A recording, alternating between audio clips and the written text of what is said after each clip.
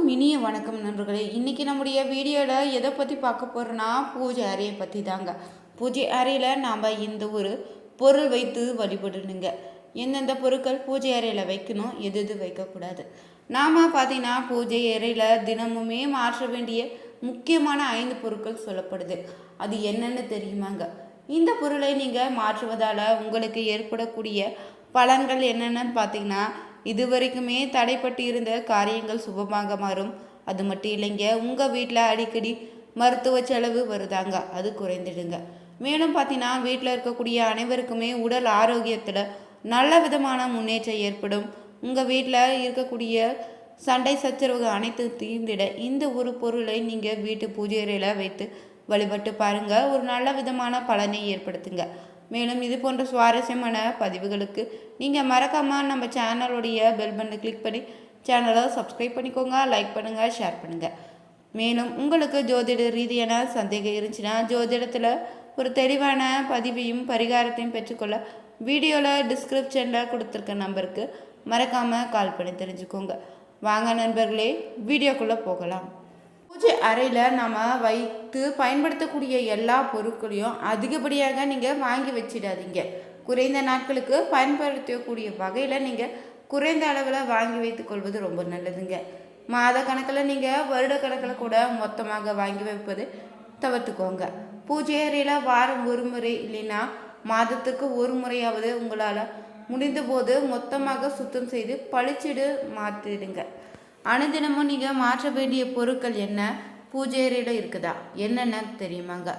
இதை தெரிஞ்சுக்கணுங்க. நம்ம முதல்ல பூஜை அறையில் பூஜை செய்யும் முன்னாடியே அந்த தரையை நம்ம துடைத்து அங்கே கோலம் போட்டு வச்சிடணும். முதல்ல கோலமாவு கொண்டு கோலம் போட்டாலும் சரிங்க, சாக்பீஸ் கோலம் போட்டாலும் கூட பரவாயில்ல. ஆனால் அழகிய மாகோலம் இட்டு தான் பிறகு நீங்கள் விளக்கு ஏற்றுவது தெய்வ கடாட்சத்தை உங்களுக்கு அள்ளித்தருங்க. இதை தினமும் நீங்கள் துடைத்திட்டு மாற்றிட வேண்டுங்க. ஒரு முறை போட்டு ஒரு வாரத்திற்கு அதே கோலத்தை பயன்படுத்திக்காதீங்க. பூஜைக்கு வைக்கக்கூடிய பஞ்ச பாத்திர தீர்த்தம் பார்த்தீங்கன்னா நீங்கள் தினமுமே மாற்றிடணும். இது ரொம்பவே ரொம்ப ரொம்ப முக்கியங்க. பலரும் இதை செய்வது கிடையாதுங்க. பஞ்ச பாத்திரத்தில் இருக்கக்கூடிய தீர்த்தம் ஆவியாகி மறுநாள் பார்த்தீங்கன்னா குறைந்துடும். இப்படி குறைந்து போகக்கூடிய அளவுக்கு நீங்கள் வச்சிடாதீங்க. பூஜை முடிந்ததும் குடும்பத்தில் இருக்கக்கூடிய அனைவருமே நீங்கள் தீர்த்தத்தை கொடுத்துடலாம். விளக்கில் போடக்கூடிய திரியை நீங்கள் ஒரு முறை பயன்படுத்திய பிறகு மீண்டும் பயன்படுத்தாதீங்க. பழைய திரியை இருக்கும்போது அதில் எண்ணெய் ஊற்றி ஏற்றிடாதீங்க. தினமும் திரியை மாற்றிட வேண்டுங்க. காலையில் போட்ட திரியில் மாலையில் விளக்கு ஏற்றலான்னா மறுநாள் அதே திரியில் விளக்கு ஏற்றுவது ரொம்பவே தவறுங்க. திரியை பத்திரப்படுத்தி வைத்து கொண்டு சாம்பிராணி தூபம் போட்டு போது நீங்கள் திரிகளை பயன்படுத்திக்கலாம். இதனால் வீட்டில் தீய சக்திகள் இருந்தால் கூட வீட்டை விட்டு வெளியேறிடுங்க. அடுத்தபடியாக பார்த்தீங்கன்னா பூஜை செய்யும்போது சுவாமிக்கு வைக்கக்கூடிய நெய்வேத்திய பொருட்களை கட்டாயம் பார்த்தீங்கன்னா 10-15 நிமிடங்களில் எடுத்துடுங்க. சாஸ்திரத்திற்கு நெய்வேத்திய பொருட்கள் வைக்கிறோம். பூஜை முடிந்ததும் நீங்கள் 15 நிமிடத்துக்குள்ளேயே நெய்வேத்திய பொருட்களை பூஜை அறையில் இருந்து எடுத்து குடும்பத்தில் இருக்க அனைவருக்கும் பகிர்ந்து கொடுத்துடுங்க. கல்கண்டு பழங்கள் வைப்பதாக இருந்துச்சுன்னா அதை நீங்கள் மறுநாள் மாற்றிடலாம். வாரக்கணக்கில் அப்படியே வச்சு நீங்கள் வழிபடாதீங்க. சாமி படத்துக்கு போடக்கூடிய பூவோ மலர் மாலைன்னு வாடும் முறை அப்படியே விட்டு வைக்காதீங்க. ஒரு நாளுக்கு மேலே பூக்கள் பார்த்தீங்கன்னா நறுமணத்தையுமே மலர்ச்சியும் கொடுப்பது கிடையாதில்லை. துளசி வில்வம் போன்றவற்றை தவிர பூஜையில் வைக்கக்கூடிய பூக்களை மறுநாளே மாற்றிடுங்க. சாமிக்கு சாற்றக்கூடிய வாடிய பொருட்களை நிர்மால்யம் என்று சொல்லுவோம். இந்த பொருட்களை அவமதிப்பது கூடாதுங்க.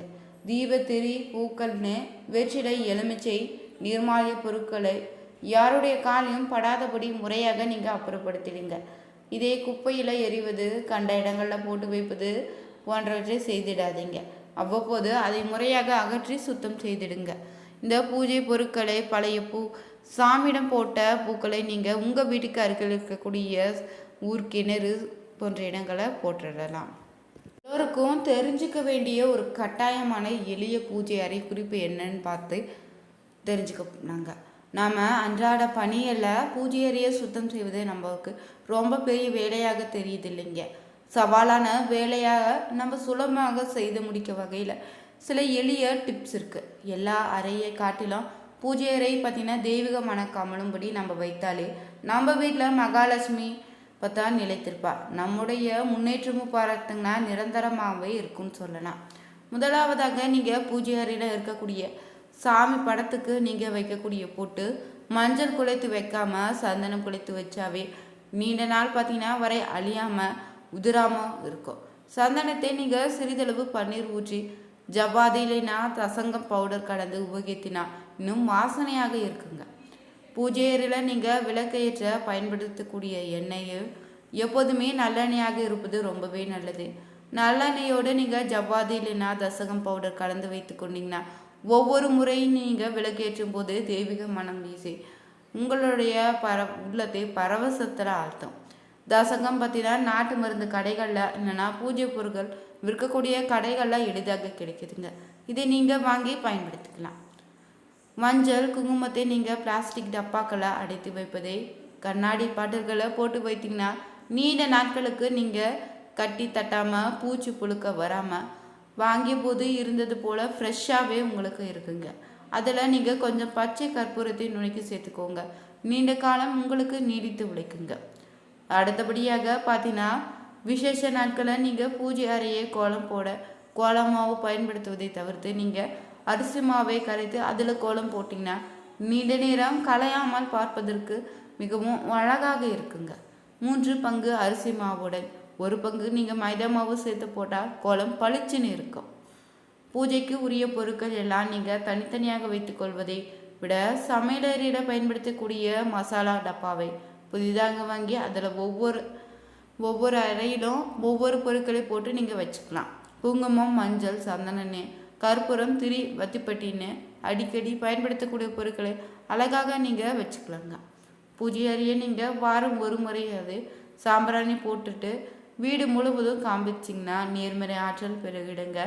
அப்படி சாம்பிராணி போடும்போது நீங்கள் சாம்பிராணியோடு சேர்த்து பார்த்தீங்கன்னா வெட்டி வேரும் தசங்க பவுடர் கலந்து வச்சுக்கிட்டிங்கன்னா இதை கொண்டு நீங்கள் சாம்பிராணி புகை போட்டிங்கன்னா நல்ல மனத்தோடு நம்முடைய சிந்தனையையும் தெளிவாகிடுங்க. தீய வழிகள் நம் மனம் சொல்லாமல் ஆன்மீக வழியில் ஈடுபட இது உங்களுக்கு உதவியாக இருக்குங்க. பூஜை அறையில் இருக்கக்கூடிய சுவாமி படங்களை சுத்தம் செய்யும்போது நீங்கள் காட்டன் துணியை நீங்கள் பயன்படுத்தி ஹேண்ட் வாஷ் லிக்விடை கொஞ்சமாக ஊற்றி துடைச்சிங்கன்னா நொடியில் பளபளன்னு மாறி வேலையும் உங்களுக்கு சுலபமாக முடியும்.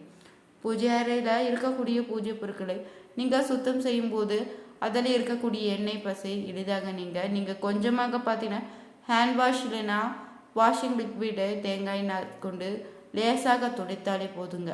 கொஞ்சம் கூட எண்ணெய் பிசுக்கு இல்லாமல் பளபளன்னு இருக்குங்க. அதன் பிறகு நீங்கள் எப்போது போல் சுத்தம் செய்துக்கலாம்.